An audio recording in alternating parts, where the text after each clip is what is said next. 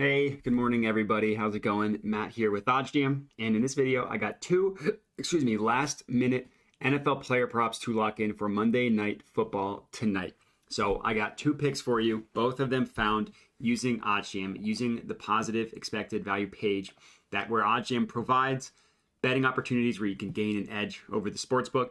And it's been going really well for me since I've been using OddsJam. So if you're watching this video, and you haven't signed up yet, I would definitely recommend just signing up for a free trial to use OddsJam. It's completely free, and if you do so, you can use the strategies that I talk about in this video, and obviously I would recommend checking out other videos on the OddsJam YouTube channel, and then you could hopefully start using OddsJam to be profitable.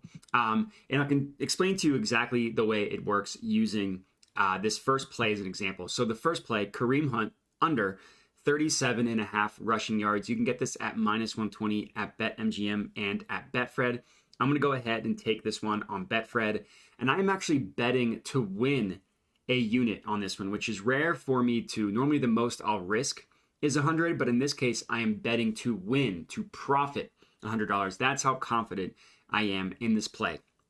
So first, let's chat about the math behind it and why it's positive expected value in general. So the no-vig odds that you see here are very important. The no-vig line is essentially the true line of what a market should be priced at.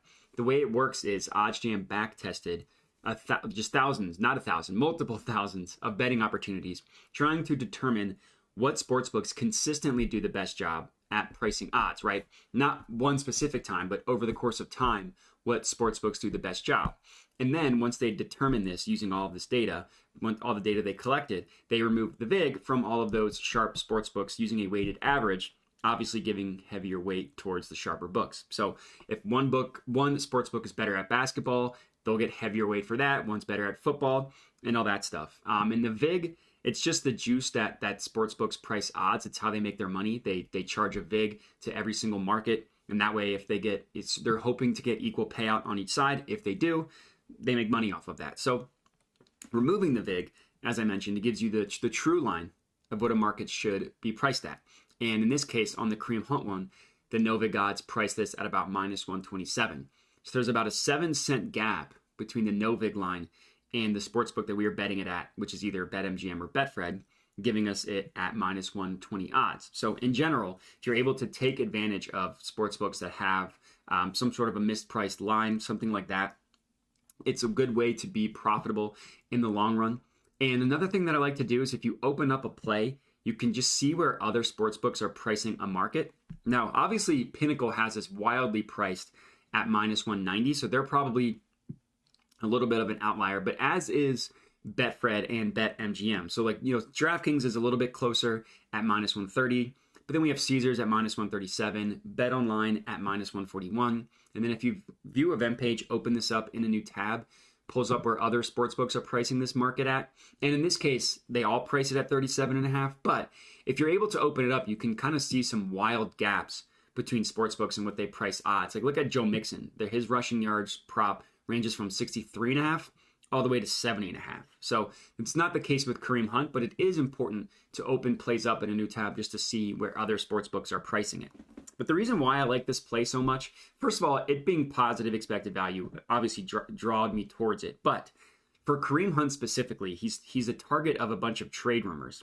And if you're not familiar, the trade deadline for the NFL is tomorrow. So I don't think they're going to give Kareem Hunt really any snaps at all because I don't think they want to risk him getting injured for the trade deadline. So I wouldn't be surprised if he doesn't even play at all. So for you DFS players out there, obviously Nick Chubb is going to be incredibly expensive, but if you want a dart throw, I would recommend checking out D'Ernest Johnson for the Bengals because he might get run because I do think they're actually honestly going to bench Kareem Hunt. Like he'll be active. He might play a couple snaps, but he's definitely not going to play the normal workload that Kareem Hunt plays. He's normally kind of second fiddle to Nick Chubb. In this case, I think it's going to be D'Ernest Johnson that plays that role. That's my prediction because of the trade rumors. So I love this one. I bet to win a unit. So I risked 120 to win 100. So whatever a unit is for you, that's how much you should bet to win. And the next play that I really, really like here is T. Higgins over 72.5 receiving yards. So this is also at BetMGM, also at minus 120 odds.